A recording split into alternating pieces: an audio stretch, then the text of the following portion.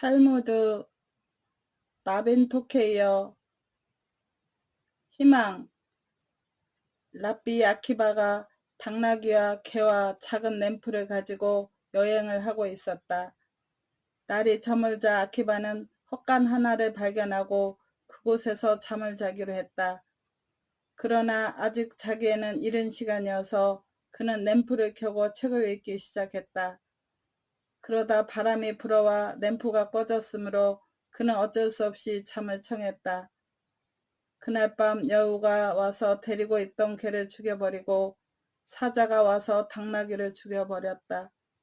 아침이 되자 그는 램프를 가지고 혼자 터벅터벅 길을 떠났다.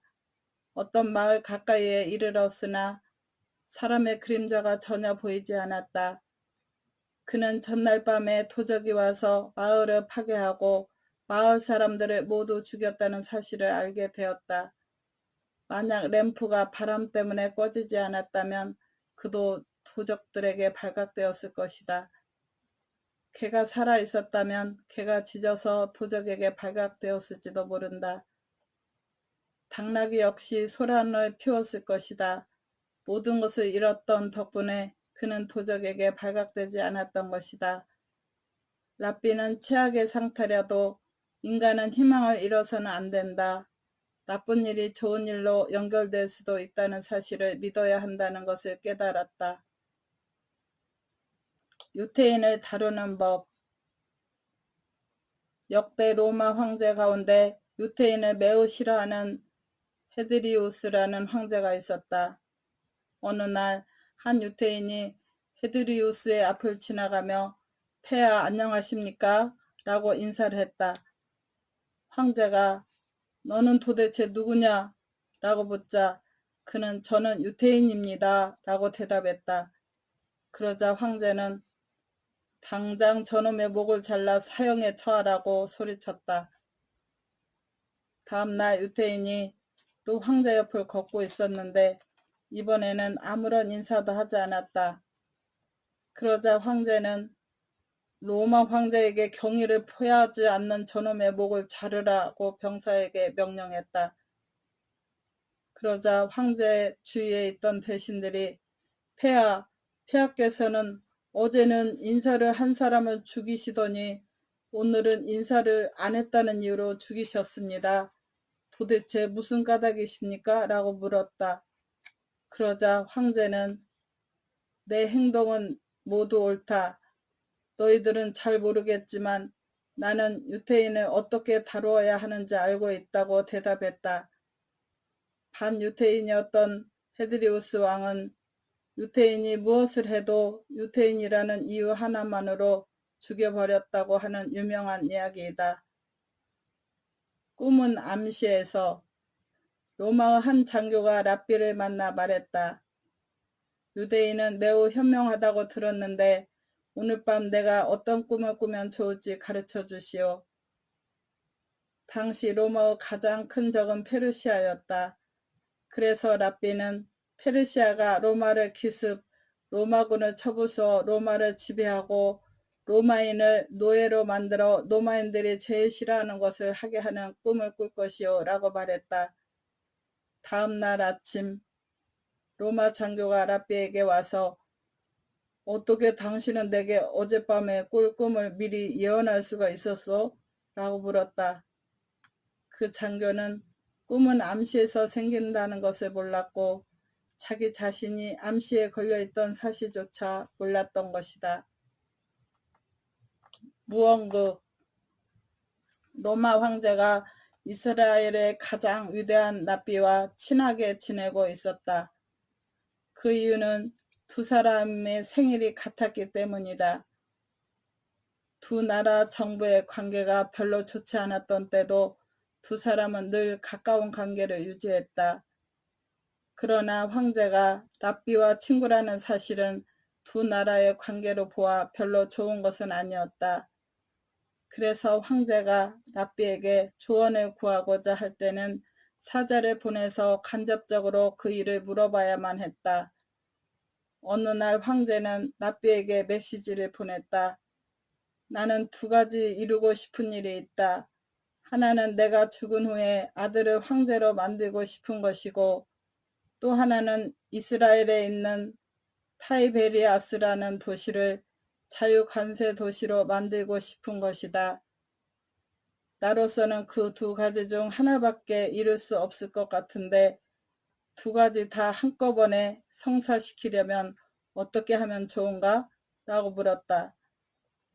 두 나라의 관계가 상당히 험악해져 있었으므로 황제의 물음에 랍비가 대답해 주었다는 것이 알려지면 국민들에게 큰 악영향을 끼칠 것은 자명한 일이었다. 그래서 랍비는 그 질문에 대해서 공개적으로 대답을 해줄 수가 없었다. 황제가 돌아온 사자에게 메시지를 전했을 때 랍비는 어떤 행동을 취하더냐고 물었다. 그러자 사자는 랍비는 아들을 어깨에 태우고 비둘기를 아들에게 주었는데 아들은 그 비둘기를 하늘에 날려보냈습니다. 그 밖에는 아무것도 하지 않았습니다. 라고 대답했다. 황제는 랍비가 하려고 한 말이 무엇인지를 알았다. 우선 왕위를 아들에게 넘겨주고 그런 다음 아이가 관세를 자유하면 된다는 뜻이었다. 다음에 또 황제로부터 하문이 있었다. 내 신하들은 내 마음을 괴롭히고 있다. 나는 어떻게 하면 좋은가? 랍비는 이번에도 무언국으로 정원에 있는 밭에 나가서 야채를 하나 뽑아왔다. 몇 분 후 다시 밭으로 가서 야채를 또 하나 뽑아왔다. 조금 지나자 또 같은 행동을 했다. 그리고 끝이었다. 로마 황제는 랍비의 메시지를 이해할 수 있었다. 당신의 적을 한 번에 치려고 하지 마시오. 몇 번에 나누어 하나하나씩 제거해 가십시오. 인간의 뜻은 말이나 문장에 의지하지 않아도 충분히 전달이 가능하다. 마음. 인간의 모든 기관은 마음에 의해 좌우되고 있다. 마음은 보고 듣고 걷고 서고 기뻐하고 굳어지고 부드러워지고 슬퍼하고 두려워하고 오만해지고 남에게 설득되고 사랑하고 증오하고 부러워하고 찾고 반성한다. 가장 강한 인간은 그 마음을 조절할 수 있는 인간이다. 기도. 어떤 배에 어떤 나라에서 모인 사람들이 타고 있었다.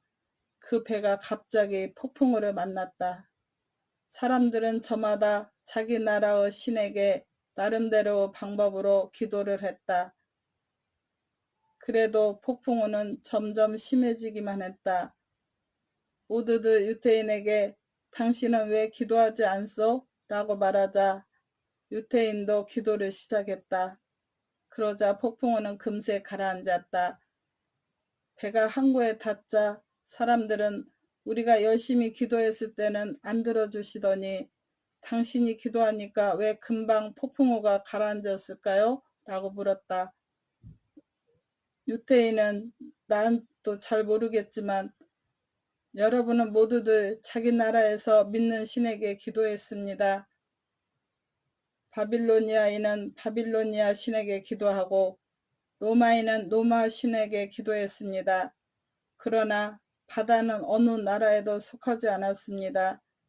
우리의 신은 전 우주를 지배하고 넓고 큰 신이므로 바다에서 기도한 내 기도를 들어주셨을 것입니다. 라고 말했다. 암시장. 재판관이 있었다.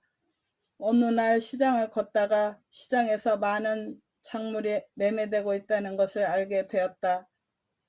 그는 재판소에서 시민들이나 도적들을 가르치기 위해 뭔가 한 가지 사사적인 일을 하기 시작하기로 했다.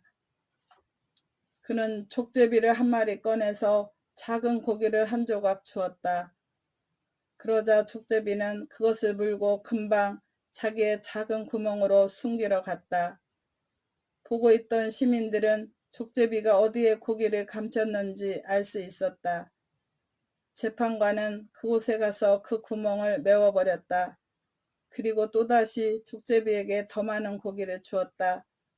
그러자 족제비는 구멍이 있던 장소로 달려갔지만 구멍이 막혀 있는 것을 보고는 그 고기를 가지고 다시 재판관 앞으로 돌아왔다. 족제비는 자기가 가지고 있는 고기가 처치곤란해서 결국엔 고기를 준 사람 앞으로 다시 돌아온 것이다. 이 광경을 본 시민들은 시장에 있는 물건들을 조사해서 자신들이 도둑 맞은 물건들을 발견해냈다.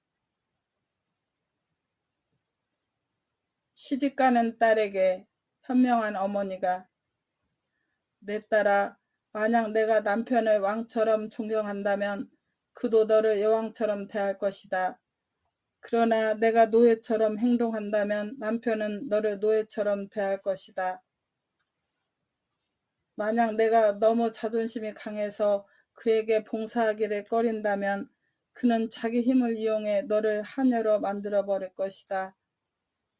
만약 남편이 그의 친구를 방문할 때는 그를 목욕시키고 몸단장을 잘해서 보내야 한다.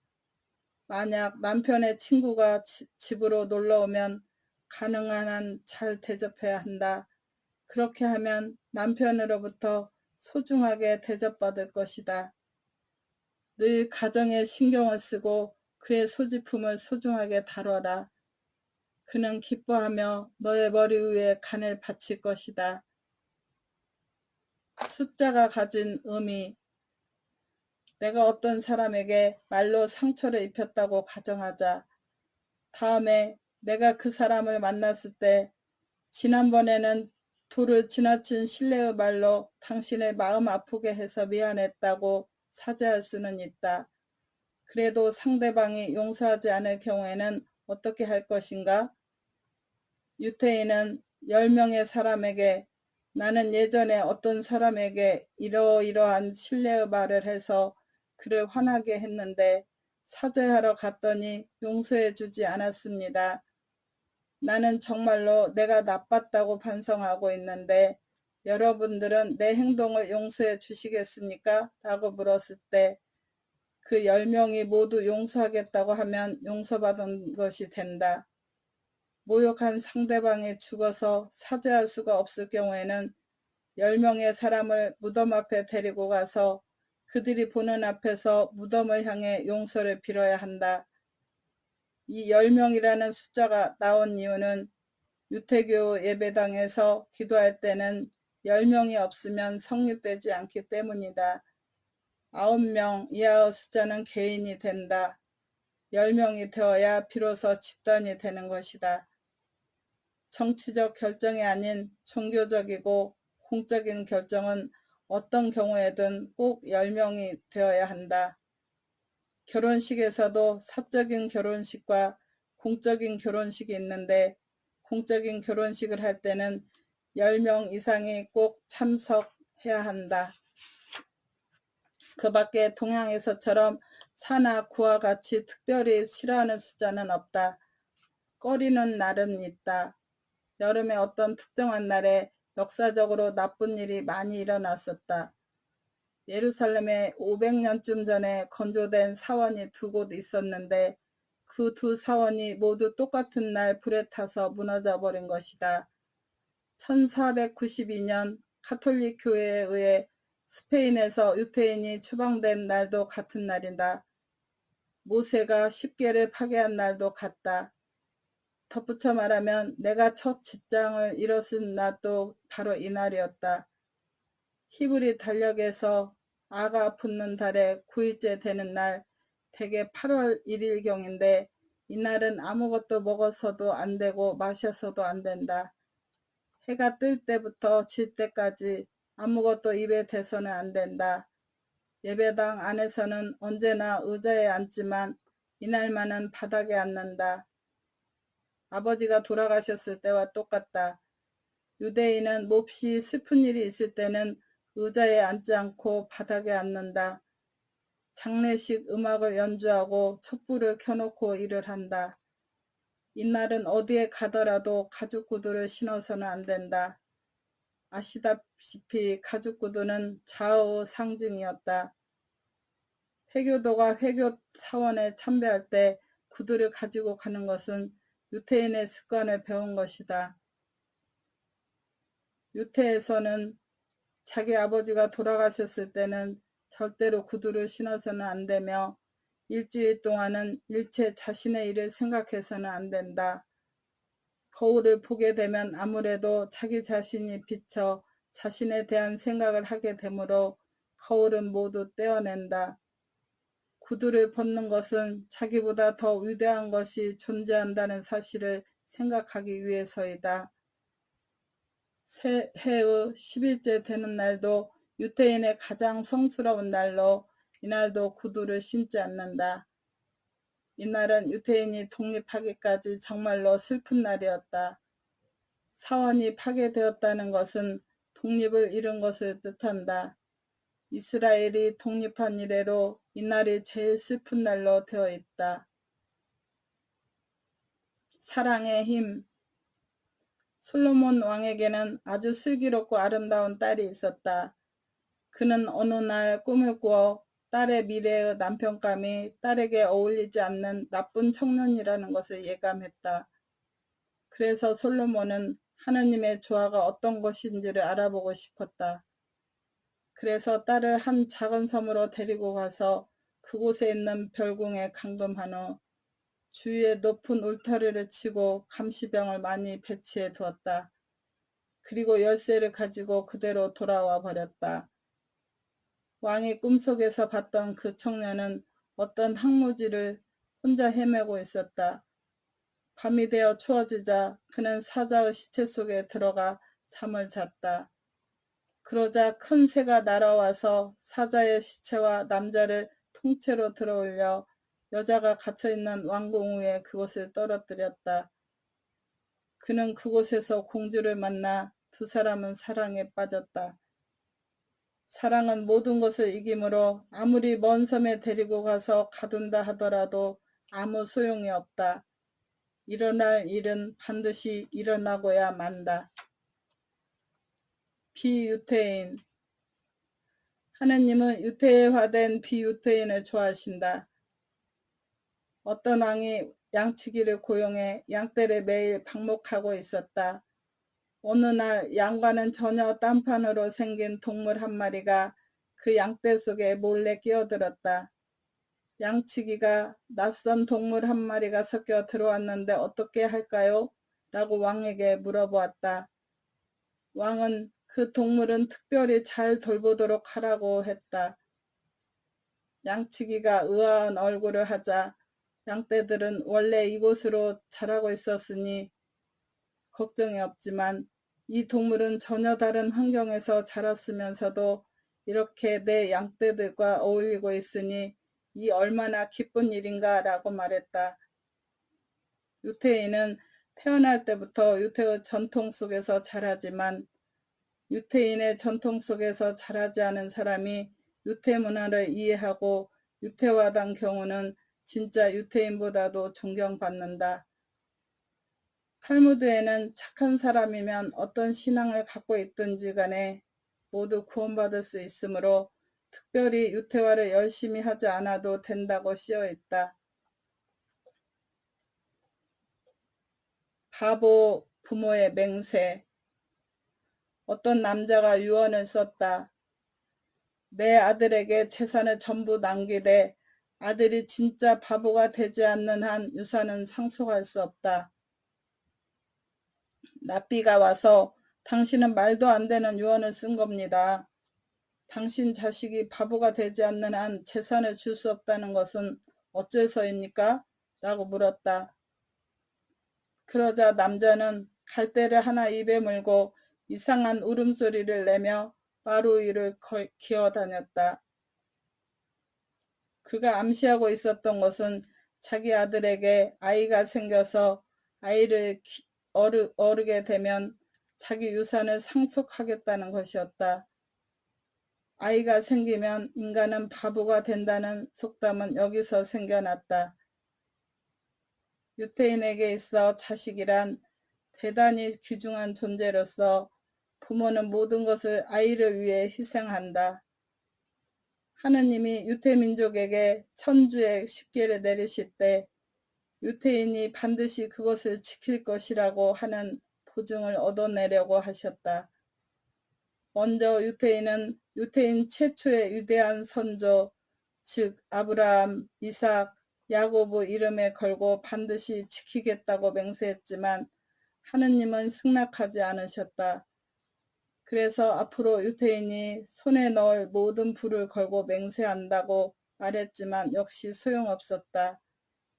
그래서 이번엔 유태인이 낳은 모든 철학자의 이름을 말해봤지만 마찬가지였다.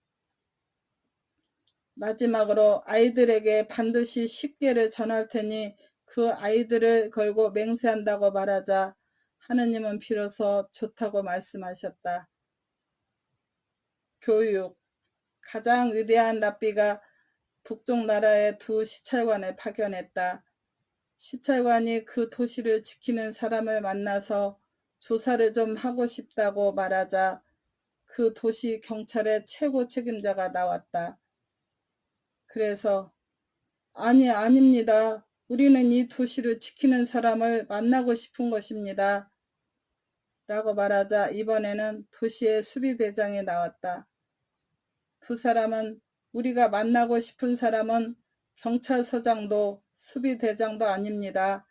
학교 교사를 만나고 싶은 것입니다. 경찰이나 군인은 도시를 파괴하지만 진정으로 도시를 지키는 사람은 교사입니다. 라고 말했다. 자제심을 잃지 말라. 어떤 왕이 병에 걸렸다. 세상에서 보기 드문 이상한 병이라서 암사자의 젖을 마셔야 한다고 의사가 말했다. 그러나 어떻게 암사자의 젖을 구해오는가가 문제였다. 어떤 머리 좋은 남자가 사자가 살고 있는 동굴 가까이에 가서 새끼 사자를 한 마리씩 사자에게 주었다. 그런지 열흘째가 되자 암사자와 그는 상당히 친해지게 되었다. 그래서 왕의 약으로 쓸 젖을 조금 얻을 수가 있었다. 궁전으로 돌아오는 도중 그는 자기 몸속의 여러 부분이 서로 싸움을 하고 있는 꿈을 꾸었다. 그것은 몸속의 각 기관이 서로 누가 제일 중요한가를 놓고 싸우는 꿈이었다. 발은 만약 자기가 아니었다면 사자가 있는 곳까지 갈 수 없었을 것이라고 말했고 눈도 자기가 아니었다면 동굴을 찾을 수 없을 것이라고 말했다. 심장 역시 자기가 아니었다면 도저히 여기까지 올 힘도 없었을 것이라고 말했다. 그러자 혀가 갑자기 이렇게 주장했다. 말을 할 수 없었다면 너희들은 아무런 쓸모도 없었을 것이다. 몸의 각 부분들은 함께 합세해서 뼈도 없고 전혀 쓸모도 없는 작은 몸의 일부분인 주제에 건방진 소리 하지 말라 하고 하며 혀의 말을 막았다. 궁전에 남자가 도착했을 때 혀는 과연 누가 가장 중요한지 내가 가르쳐주지라고 말했다. 왕이 남자에게 이것이 무슨 젖이냐?고 묻자 남자는 느닷없이 개의 젖입니다 라고 외쳤다.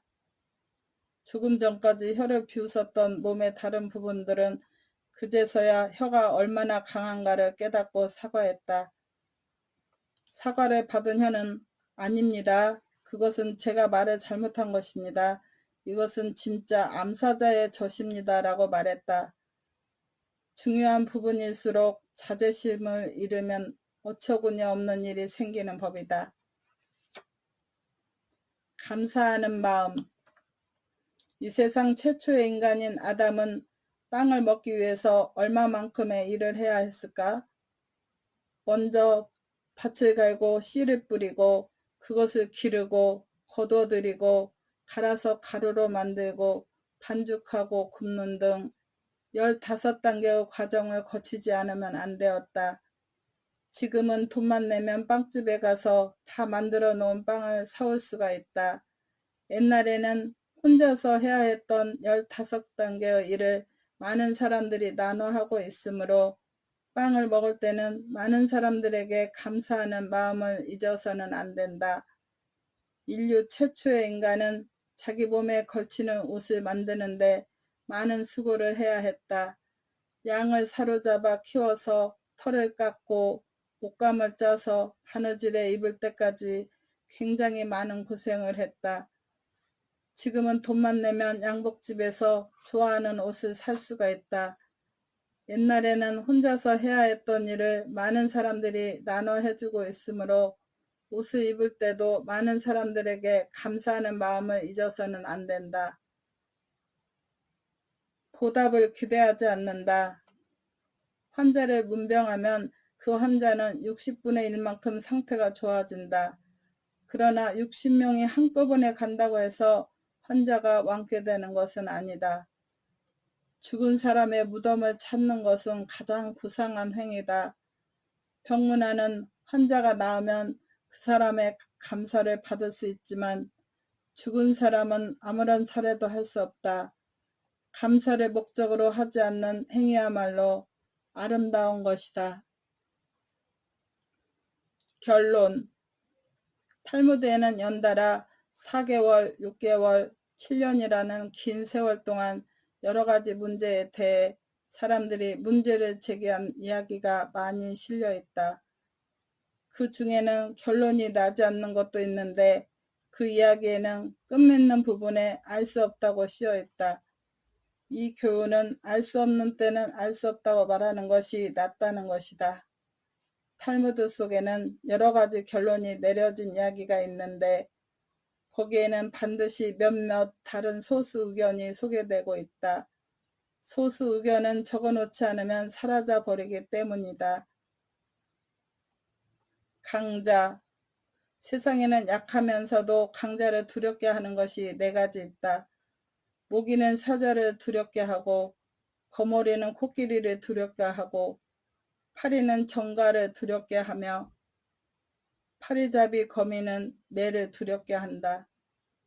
아무리 큰 힘을 가진 것이라도 반드시 두려운 존재라고는 말할 수 없다. 아주 약한 것이라도 어떤 조건만 갖춰져 있으면 강자를 이길 수 있는 것이다. 7 계율. 탈무드 시대의 유태인은 비유태인과 함께 일하거나 생활을 하는 경우가 많았다. 유태인에게는 천사가 지키라고 일러준 613가지의 계율이 있다. 그러나 유태교에서는 결코 비유태인을 유태화하려고 하지 않았기 때문에 선교사를 보내는 일은 하지 않았다. 단지 서로 평화로운 관계를 유지하기 위해 비유태인에게는 7가지만 지켜달라고 계율을 주었다. 1. 살아있는 동물을 죽여서 곧바로 그 날고기를 먹지 말라. 2. 사람을 욕하지 말라. 3. 도둑질하지 말라. 4. 법을 어기지 말라. 5. 살인하지 말라. 6. 근친상간을 하지 말라. 7. 불륜관계를 갖지 말라. 하느님. 로마인이 어떤 랍비에게 가서 당신들은 하느님 이야기만 하고 있는데 도대체 하느님은 어디에 계신지 가르쳐 주시오. 그러면 나도 하느님을 믿겠소 라고 말했다. 랍비는 물론 로마인들이 짓궂은 질문이 유쾌하지 않았다. 랍비는 로마인을 밖으로 데리고 나가서 태양을 가리키며 저 태양을 똑바로 쳐다보시오 라고 말했다. 로마인은 힐끔 태양을 보고 나서 그따위 바보 같은 소리는 하지 마시오. 태양을 똑바로 쳐다볼 수는 없지 않소? 라고 소리쳤다. 그러자 랍비는 당신은 하느님이 만드신 만물 가운데 하나인 태양조차 볼 수 없으면서 어떻게 위대한 하느님을 한눈에 볼 수 있단 말이오? 라고 말했다. 헤어지는 인사. 그는 아주 긴 여행을 하고 있었으므로 너무나 지치고 굶주리고 목이 말랐다. 사막을 오래 걸은 후 마침내 나무가 있는 곳에 이르렀다. 나무 그늘에 쉬면서 열매로 허기진 배를 채우고 물을 마신 후 한숨을 돌렸다. 그러나 그는 여행을 계속하기 위해 다시 출발해야 했다. 그는 나무에게 아주 감사하며 나무야, 정말로 고맙다. 내가 너에게 어떻게 보답하면 좋을까? 너의 열매가 달콤하기를 빌고 싶어도 너의 열매는 이미 충분히 달콤하다. 상쾌한 나무 그늘이 있기를 빌고 싶어도 너는 이미 그것을 가지고 있다. 내가 더 크게 자랄 수 있도록 충분한 물이 있기를 빌고 싶어도 물 또한 이미 충분히 있다. 내가 너를 위해 빌 수 있는 것은 내가 가능한 많은 열매를 맺어 그 열매가 많은 나무를 이루어 너와 같이 아름답고 훌륭한 나무가 되길 기도하는 일밖에 없구나 라고 말했다. 당신이 헤어지는 사람에게 뭔가를 기원할 때 그 사람이 더 현명해지도록 빌고 싶어도 이미 그가 충분히 현명하고 많은 돈을 벌도록 빌고 싶어도 이미 그가 충분히 풍요롭고 남에게 사랑받는 착한 사람이 되라고 빌고 싶어도 이미 그가 충분히 좋은 사람일 때 당신은 당신 자식이 당신처럼 훌륭한 사람으로 자라기를 바랍니다 라고 기원하는 것이 가장 현명하다. 오만함을 공격하다. 성서에 의하면 세계는 1일, 2일, 3일이라는 순서에 따라 만들어져 6일째에 완성되었다. 인간은 그 마지막 6일째에 만들어졌다. 왜 인간이 마지막에 만들어졌을까? 그 의미를 당신은 어떻게 해석하는가? 탈무드에 의하면 파리 한 마리라도 인간보다 먼저 만들어진 것이라고 생각한다면 인간은 그렇게 오만할 수 없다는 것이다. 인간에게 자연에 대한 겸허함을 가르치기 위한 것이다. 당신의 삶이 항상 평안하고 행복하기를 바랍니다.